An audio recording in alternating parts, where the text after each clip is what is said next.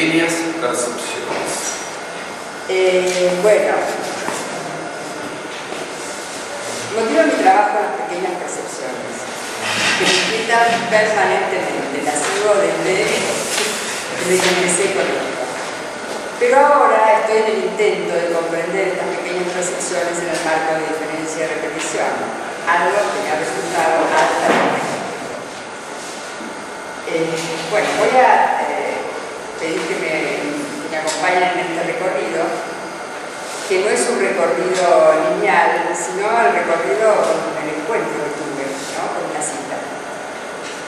En el capítulo 3 de Diferencia y Repetición, citando a Leibniz, la idea del mar, él dice: aprender a nadar es conjugar puntos notables de nuestro cuerpo con los puntos singulares de la idea objetiva para formar un campo problemático. Esa conjugación determina para nosotros un umbral de conciencia, en cuyo nivel nuestros actos se ajustan a nuestras percepciones de las relaciones reales del objeto, proporcionando entonces una solución al problema. Y acá viene el punto nuestro. Pero, precisamente, sigue la cita, las ideas problemáticas son a la vez los últimos elementos de la naturaleza y el objeto subliminal de las pequeñas percepciones. De manera que aprender pasa siempre por el inconsciente, ocurre siempre en el inconsciente y establece un lazo de profunda complicidad entre la naturaleza y el espíritu. Inicio mi recorrido, a ver si entre todos hacemos algo. En el capítulo 3 de Diferencia y Repetición, Deleuze nos presenta la imagen dogmática del pensamiento con su énfasis en el sentido común, que según el paladín de la modernidad, René Descartes, que todos conocemos, es la mejor cosa repartida del mundo. Buscar un pensamiento sin imagen, como propone Deleuze, tiene como requisito el abandono de la proporcionalidad en el principio de lo claro y lo distinto, forma del sentido común o buen sentido. No voy a distinguir ahora entre uno y otro. Este principio es el que hace posible el pensamiento representativo, ¿no?, el modelo del reconocimiento, el acuerdo de las facultades. En nuestro trabajo intentaremos mostrar la influencia del concepto de las pequeñas percepciones que aparecen primeramente, creo yo, en Leibniz, que por lo menos Deleuze las toma de ahí, en la búsqueda de un pensamiento sin imagen. La influencia en la ruptura del cogito cartesiano, con su consecuente pérdida de objeto como reflejo de la identidad subjetiva y voluntaria. Bien. Continúo. Tanto Leibniz como Deleuze hablan de estas infinitas pequeñas percepciones múltiples, insensibles, y dando un paso más, las caracterizan como inconscientes. Hablamos de inconsciente ontológico y diferencial, pues estos infinitos microelementos ingresan en relaciones diferenciales del tipo de X de Y, y cuando determinan una singularidad en la serie de ordinarios, la relación diferencial cambia de signo e integra una percepción consciente. Decimos que un punto singular tiene la propiedad de prolongarse sobre toda la serie de regulares que dependen de él, hasta la vecindad de la singularidad siguiente, donde algo cambia. Entonces ellos son la génesis de la vida de la conciencia, del sujeto unificado, igual a sí mismo, e ignorante del proceso de constitución preindividual del cual surge. Ahora bien, las pequeñas percepciones poseen las notas que Deleuze otorga a las ideas y que se las atribuye a Leibniz, ser ellas mismas distintas y oscuras. Definido así, el inconsciente de las pequeñas percepciones se refiere a las ideas. Siendo distintas y oscuras, estas percepciones se corresponden con la expresión clara y confusa de la intensidad. En su función envolvente, la intensidad expresa claramente algunas ideas, como cuando Leibniz, esto me parece que es así, habla de la expresión clara de algunas percepciones en las mónadas, y en su función envuelta expresa la totalidad de las ideas de manera confusa, aquellas aquellas micropercepciones que no logran ser integradas. La expresión de unas va en desmedro de las otras. Al final del capítulo 4, de diferencia y repetición, se pregunta Deleuze, cito, ¿en qué consiste eso distinto oscuro que se corresponde con lo claro y confuso? Y continúa. Volvamos a los textos célebres de Leibniz sobre el murmullo del mar. También allí hay dos interpretaciones posibles. O bien decimos que la percepción del ruido del conjunto es clara, pero confusa, no distinta. O bien decimos que las percepciones son en sí mismas distintas y oscuras, no claras. Distintas porque se captan, ya lo he dicho antes, relaciones diferenciales y singularidades. Oscuras porque todavía no resultan distinguidas, porque todavía no se han diferenciado y esa singularidad, condensándose, determinan el umbral de conciencia. Fin de la cita. Allí se actualizan integrando una percepción que a su vez es clara, confusa. La claridad expresa ciertas ideas que se hacen sobre un fondo oscuro que amenaza permanentemente y será ese fondo el que es imposible de ser totalmente integrado.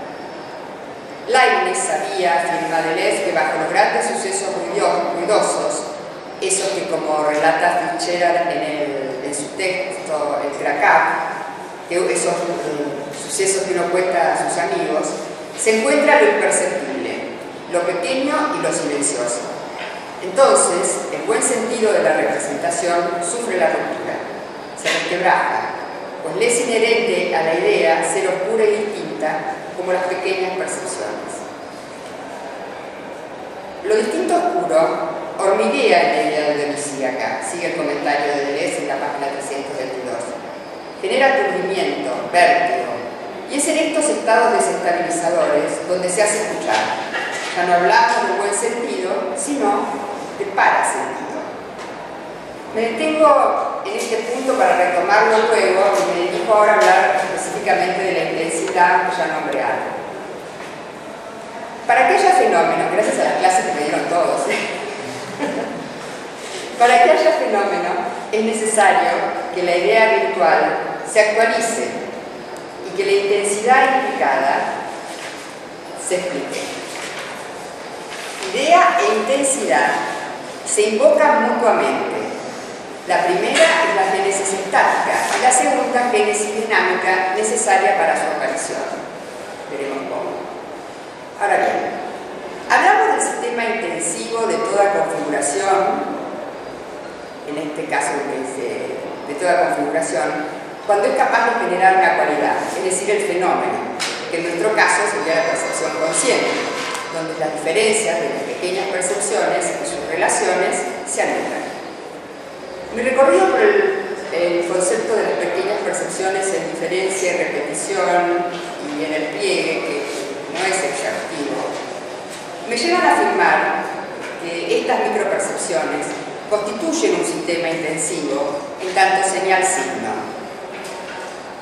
que insiste, que persiste para producir un fenómeno que figura entre por lo menos dos series heterogéneas.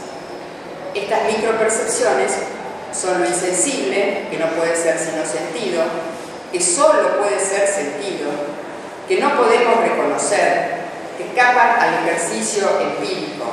No son lo dado, sino aquello por lo cual lo dado es dado. Ellas insisten. La sensibilidad encuentra allí su propio límite. Se eleva entonces a un ejercicio trascendente. En lugar de que todas las facultades converjan en el reconocimiento del objeto, cada una encuentra su propio límite. El objeto de ese encuentro no puede ser imaginado, concebido, recordado. Es un signo que envuelve un objeto problemático. Habíamos hablado del parasentido en lugar del buen sentido, pues ahora las ideas se relacionan con este parasentido en su ejercicio trascendente que veníamos anunciando. Ya no tenemos la identidad subjetiva de la imagen del pensamiento, entonces asistimos al uso desquiciado de las facultades trascendentes, al uso desquiciado, discordante de las facultades, en ese uso trascendente que nombra Deleuze en Diferencia y Reproducción. Y dice Deleuze, cito: del sintiendo al contando se ha desarrollado la violencia de lo que fuerza a pensar. Fin de la cita, página 217. Porque lo que fuerza a pensar no se hace sino en la discordia de las facultades. Se hace de golpe y proviene de lo que solo puede ser sentido, de lo insensible. En el momento en que la oposición del pensamiento a toda forma de sentido común deja su impronta. A esto llamamos origen radical, cito. De modo que se ha constituido.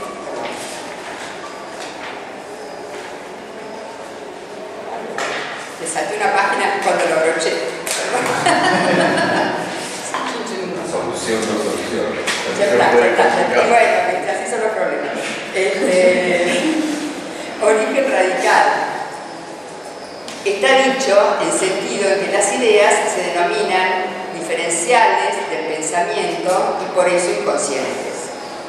Esto está en la página 294. El fondo sube a la superficie, actúa sobre el alma directamente, afirma Deleuze. El proceso comienza cuando la intensidad golpea la sensibilidad, ya dije, intensidad que expresa y envuelve ese objeto paradójico, problemático, que encarga una potencia, una idea pura y distinta que está en el mundo. Solo allí pensamos. Ya no hablamos del cogito cartesiano, sino de un je fisurado y de un cogito disuelto.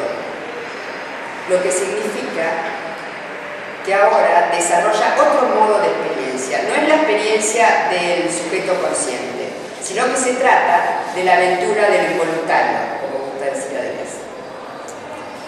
Una llamadita. El yo activo unificado, fisurado por la forma del tiempo, diferencia interna, da paso a un yo pasivo, disuelto, el yo en las radios. Bueno. Todo esto lo van a hablar todos. Ya. Ahora, cuando alguien dice algo, está prohibido decirlo en la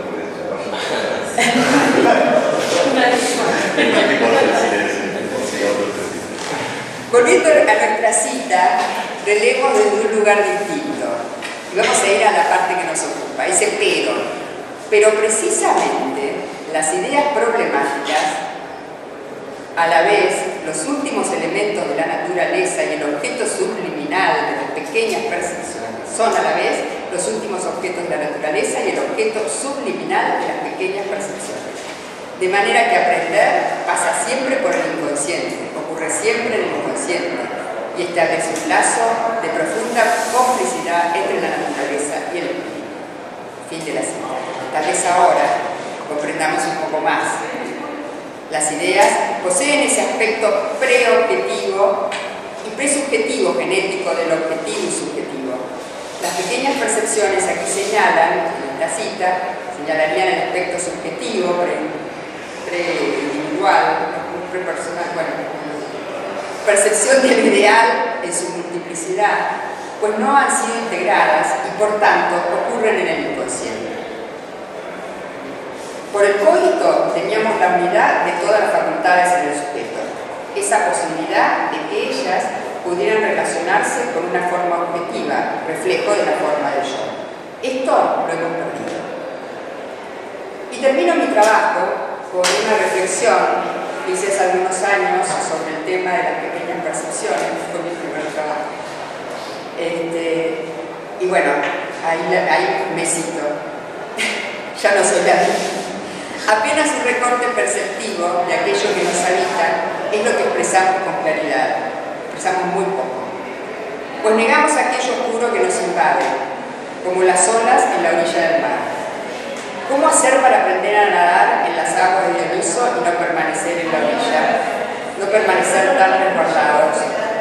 ¿Cómo aprender a nadar y que se compongan nuestros puntos singulares con los puntos singulares de esas aguas que nos desmembran si no nos atrevemos al inconsciente? ¿Cómo no morir en el intento? ¿Cómo mantener la tensión entre el yo fisurado y el yo voluntario? ¿Cómo acompañarse? Después de todo, se trata de aprender. Se trata de la presentación del inconsciente. Se trata de lo que Deleuze nombra el despliegue como estar al acecho, producto de esas pequeñas percepciones que nos inquietan permanentemente. Se trata, en definitiva, de morir a un modo que ha constituido la roca fundacional e inamovible de lo que somos. Y sin embargo, intentar acompañarse en esa muerte, y vuelvo a la lógica del sentido que ya hemos citado en la Libre varias veces, para no morir cuando se muere, pues ya no volveremos a ser